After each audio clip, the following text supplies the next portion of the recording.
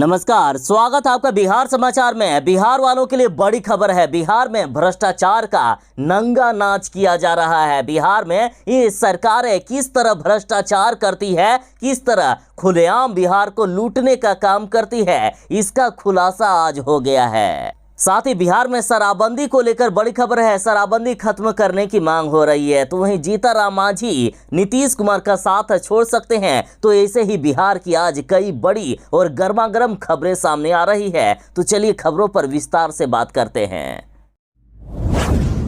BJP ने कहा कि बिहार में जो पुल गिरा है उसमें और कोई नहीं बल्कि तेजस्वी यादव दोषी हैं। तेजस्वी यादव की इसमें संलिप्तता है। तेजस्वी यादव ने भ्रष्टाचार किया, उसका पूरा प्रमाण बीजेपी वाले दे रहे हैं। बीजेपी ने कहा कि ये तेजस्वी यादव द्वारा किया गया भ्रष्टाचार का सबसे बड़ा मामला हो सकता है। देखिए, पूर्व पथ निर्माण मंत्री नितिन नवीन ने इसे भ्रष्टाचार का सबसे बड़ा उदाहरण बताया है। नितिन नवीन ने कहा कि पिछले साल जब पुल का हिस्सा गिरा था और पुल के डिजाइन को लेकर आईआईटी रुड़की से जांच करवाई गई थी, एनआईटी के विशेषज्ञों ने भी इसकी जांच करवाई थी। नितिन नवीन ने कहा कि पिछली बार जब सरकार बदल गई और इसकी रिपोर्ट आने के बाद उप मुख्यमंत्री तेजस्वी यादव ने समीक्षा भी की थी, उसके बावजूद निर्माण कार्य जारी रखा गया। नितिन नवीन ने कहा कि तेजस्वी यादव को पता था कि उसका डिजाइन सही नहीं है, उसके बावजूद भी दोबारा निर्माण कार्य जारी रखा गया। तेजस्वी यादव ने जांच रिपोर्ट को छुपाया। दोबारा भ्रष्टाचार करने के लिए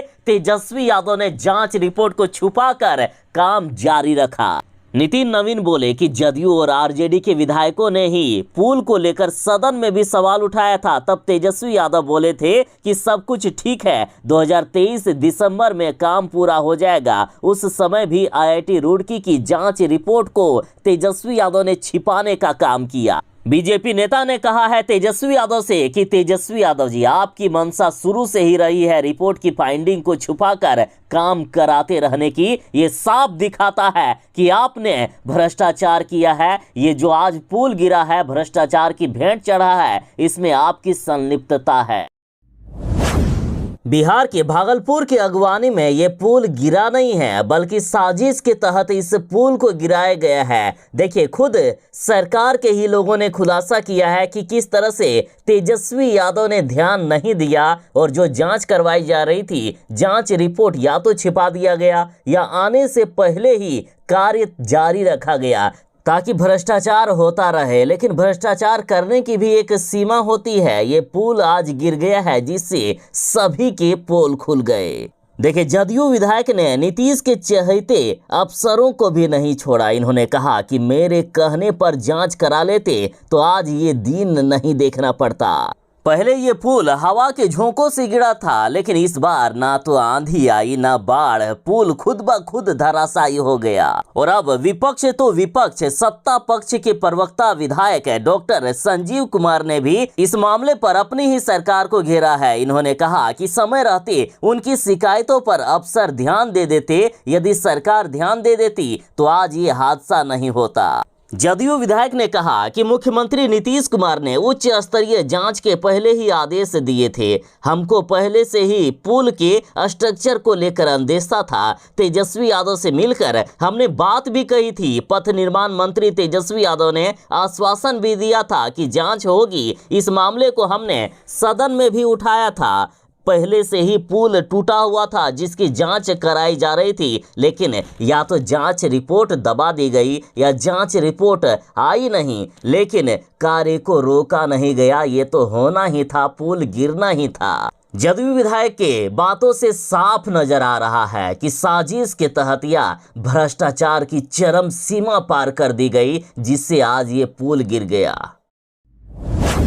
शराबबंदी कानून में फिर से संशोधन हो सकता है। एक गलत फैसले के कारण नीतीश कुमार जी ने जो शराबबंदी का गलत फैसला किया, उसके कारण आज बिहार का 50,000 करोड़ के राजस्व का घाटा हो गया है। और ऐसा बीजेपी का कहना है। बीजेपी ने साफ कहा है कि जरूर इस शराबबंदी कानून को वापस लिया जाएगा और कुछ ही दिनों में लिया जाएगा। अब मुख्यमंत्री जी भी समझ गए हैं कि शराबबंदी कानून लागू रहने वाला नहीं है, इसलिए लगातार शराबबंदी कानून को लचीला बनाया जा रहा है। शराबबंदी कानून में तरह तरह की छूट दिए जा रहे हैं।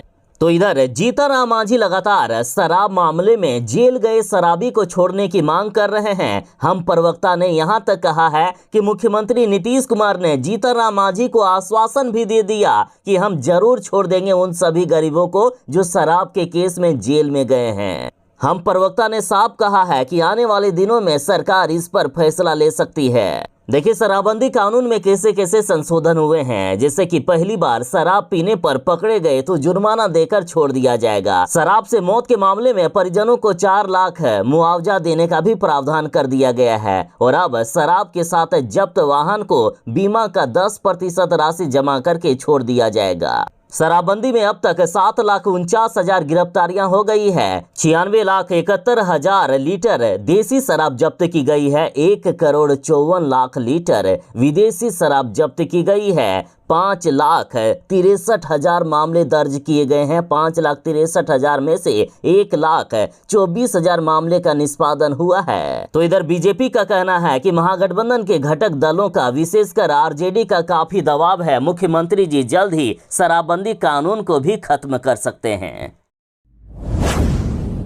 चारा चोर लालू प्रसाद यादव, तेजस्वी यादव पर भी कई आरोप हैं। तेजस्वी यादव भी अभी बेल पर हैं। लालू यादव चारा चोर हैं, ये हम नहीं कह रहे हैं बल्कि कानून कह रहा है। लालू यादव सजा भी काट कर आए हैं। और इन सब पर अब पीके ने सवाल उठाया है। प्रशांत किशोर ने कहा कि नीतीश कुमार में दम है तो कैमरे पर कहकर दिखा दे कि लालू और उनका परिवार भ्रष्टाचारी नहीं है। प्रशांत किशोर ने नीतीश कुमार को खुली चुनौती दे दी है कि नीतीश कुमार जी दम है ना, तो एक बार कैमरे में कह के दिखा दीजिए कि लालू यादव भ्रष्टाचारी नहीं है, उनका परिवार भ्रष्टाचारी नहीं है। देखिए, बिहार के भागलपुर में मुख्यमंत्री नीतीश कुमार जी का ड्रीम प्रोजेक्ट गंगा नदी पर निर्माणाधीन पुल रेत की तरह भरभरा कर गिर गया। ये पुल 1750 करोड़ की लागत से बन रहा था और इस पर प्रशांत किशोर ने कहा कि विकास के नाम पर जनता से टैक्स के रूप में वसूली गई गाढ़ी कमाई की बर्बादी हो रही है, भ्रष्टाचार किया जा रहा है,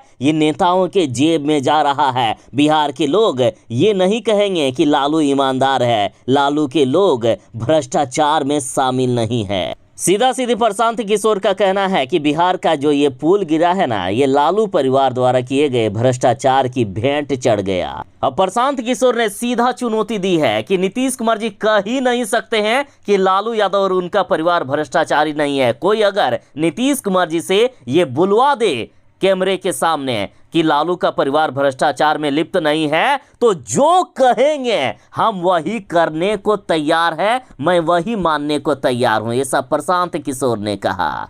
प्रशांत किशोर ने कहा कि नीतीश कुमार जीवन भर अपनी राजनीति यही कह के ही किए हैं कि लालू भ्रष्ट है, और आज लालू और नीतीश कुमार मिलकर बिहार को लूटने का काम कर रहे हैं। आज जो 1700 करोड़ से बन रहा पुल या नीतीश कुमार जी का जो ड्रीम प्रोजेक्ट ढहा है ना, इसमें बिहार के लोगों के खून पसीना की कमाई को खूब लूटा गया। बिहार में शिक्षक बहाली की जा रही है इस बार नए नियमावली के तहत, और लगातार नियोजित शिक्षक इसका विरोध कर रहे हैं। नियोजित शिक्षकों का कहना है कि हम कोई परीक्षा नहीं देंगे, हमें सीधा सरकारी शिक्षक बना दिया जाए। नियोजित शिक्षक परीक्षा से डर रहे हैं, तो इस पर बिहार के शिक्षा मंत्री जी ने कहा कि नई नियमावली का विरोध वही लोग कर रहे हैं जो गड़बड़ करने वाले लोग हैं। इनको चिंता सता रही है कि परीक्षा देंगे तो हम शायद पास नहीं कर पाएंगे, इसलिए वे लोग डर रहे हैं और नई नियमावली का विरोध कर रहे हैं। शिक्षा मंत्री ने नियोजित शिक्षकों से साफ कहा है कि जब ये लोग खुद परीक्षा पास करने से डर रहे हैं तो बच्चों को क्या पढ़ाएंगे। शिक्षा मंत्री जी ने कहा कि हम सिपाही नहीं बल्कि शिक्षक बहाल कर रहे हैं। इन शिक्षकों को लाठी नहीं चलाना है बल्कि बच्चों को पढ़ाना है। विरोध करने वाले ऐसे अभ्यर्थी हैं जिन्हें फेल होने की चिंता सता रही है। इनको लगता है कि परीक्षा देंगे और फेल हो जाएंगे। इन्होंने कहा कि अगर शिक्षक अच्छे नहीं होंगे, काबिल नहीं होंगे, तो गुणवत्तापूर्ण शिक्षा कैसे मिलेगी। भ्रष्टाचार करते करते और दोषियों को बचाते बचाते आज ये अगवानी का पुल गिर गया है। उसके बाद भी सरकार नहीं सुधर रही है। देखिए, अगवानी घाट पुल हादसे में जो मुजरिम है वही अब जांच करेगा। जदयू विधायक बोले कि प्रत्यक्ष अमृत की है सारी करतूत। हाईकोर्ट के जज से जांच कराने की इन्होंने मांग की। देखिए, बड़ी खबर है कि खुद सरकार के ही जदयू के विधायक ने ही सरकार के जांच के आदेश की पोल खोल दी है। जदयू के विधायक डॉक्टर संजीव कुमार ने कहा है कि पुल गिरने के लिए सबसे बड़े जिम्मेदार बिहार के पथ निर्माण विभाग के अपर मुख्य सचिव प्रत्यक्ष अमृत हैं। जो दोषी हैं वही अब जांच करेगा तो क्या हकीकत सामने आएगी। इन्होंने कहा कि सरकार मामले की जांच हाईकोर्ट के जज से कराए और प्रत्यक्ष अमृत के खिलाफ एफआईआर दर्ज कराए। इनका सीधा कहना है कि जिन्होंने ये पुल गिराने का काम किया है उसी को अब जांच करने के लिए कह दिया गया। गजब की बात हो गई। साथ ही इन्होंने तेजस्वी यादव को भी आड़े हाथ लिया है। डॉक्टर संजीव कुमार ने विधानसभा में कहा था कि निर्माणाधीन पुल के पायों में दरारें आ रही है। पिछले साल पुल का सुपर स्ट्रक्चर ध्वस्त हो चुका है लेकिन कोई कार्यवाही नहीं की गई। विधानसभा में सबके कहने के बावजूद डिप्टी सीएम और पथ निर्माण मंत्री तेजस्वी यादव ने किसी गड़बड़ी की बात मानने से इनकार कर दिया और तेजस्वी यादव ने जो जिद मचाया था आज उसी जिद का कारण है कि ये पुल पूरी तरह ध्वस्त हो गया। बीजेपी ने कहा कि कमीशन लेने के बाद बिहार के अधिकारी आंख मूंद लेते हैं। विजय सिन्हा ने कहा है कि अगवानी पुल के निर्माण में काफी बड़ा भ्रष्टाचार किया गया है। नेता प्रतिपक्ष विजय कुमार सिन्हा का कहना है कि अगवानी पुल के निर्माण में पूरी तरह से गुणवत्ता विहीन काम हुआ।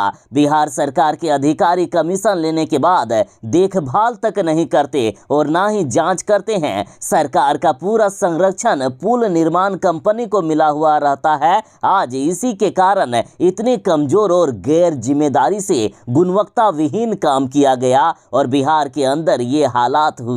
इन्होंने कहा कि सब जानते थे कि यहाँ गुणवत्ता विहीन काम किया जा रहा है और मामले की जांच कराने की भी बात हुई थी। मामले की जांच की रिपोर्ट को सार्वजनिक नहीं किया गया, रिपोर्ट को दबा दिया गया। उप मुख्यमंत्री तेजस्वी यादव मामले की लिपापोती करने में लग गए और कहने लगे कि भ्रष्टाचार नहीं हुआ, लेकिन भ्रष्टाचार बड़े पैमाने पर किया गया है और इसमें तेजस्वी यादव की भी संलिप्तता है। तेजस्वी यादव को इस विभाग की जिम्मेदारी मिली है लेकिन जांच रिपोर्ट को या तो तेजस्वी यादव ने दबा दिया या जांच रिपोर्ट आने से पहले काम जारी रखा। इसमें तेजस्वी यादव सबसे बड़े दोषी हैं। तेजस्वी यादव को बीजेपी वाले गुनहगार मान रहे हैं।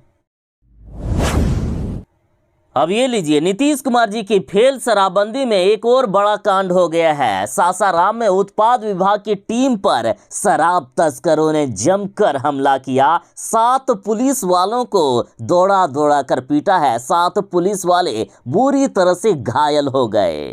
बिहार में इन सरकारों ने शराब माफियाओं का और शराब तस्करों का हौसला इतना बुलंद कर दिए हैं कि पुलिस वाले भी यदि जाते हैं छापेमारी करने के लिए तो पुलिस वालों को दौड़ा दौड़ा कर पीटा जाता है। इस बार सासाराम में शराब तस्करों ने उत्पाद विभाग की टीम पर एक बार फिर से जोरदार हमला किया। 7 पुलिस वालों को मार करके इतना मारा है कि मार कर अधमरा कर दिया। वहीं पुलिस की 2 गाड़ियों को भी तोड़ दिया है। अब बताइए नीतीश कुमार जी, आपके पुलिस वाले इस शराबबंदी कानून में सुरक्षित नहीं है तो आम जनता की सुरक्षा की आप कैसे गारंटी लोगे? जीतनराम मांझी नीतीश कुमार का साथ छोड़ सकते हैं। जीतनराम मांझी महागठबंधन से अलग होकर बीजेपी के साथ जा सकते हैं। देखिए, जीतनराम मांझी ने कहा कि नीतीश करवाना चाहते हैं हम पार्टी को खत्म। इन्होंने कहा कि कई बार कोशिश हुई है हमारी पार्टी को खत्म करने की, इस वजह से नहीं बात बन रही है। लोकसभा से पहले जीतनराम मांझी बड़ा फैसला ले सकते हैं। साथ ही जीतनराम मांझी ने कहा कि भले ही हम नीतीश कुमार के साथ रहने की कस्में खाए हैं लेकिन राजनीति में किसी के साथ रहने की कसम का कोई मतलब नहीं होता है और नीतीश कुमार का साथ छोड़ने की जीतनराम मांझी ने साफ संकेत दे दिए हैं। दरअसल लोकसभा चुनाव में 5 सीट चाहते हैं जीतनराम मांझी लेकिन नीतीश कुमार जी देने को तैयार नहीं है। जीतनराम मांझी ने साफ कर दिया है कि यदि लोकसभा चुनाव में हमें 5 सीट नहीं मिली तो हम पार्टी छोड़ सकते हैं।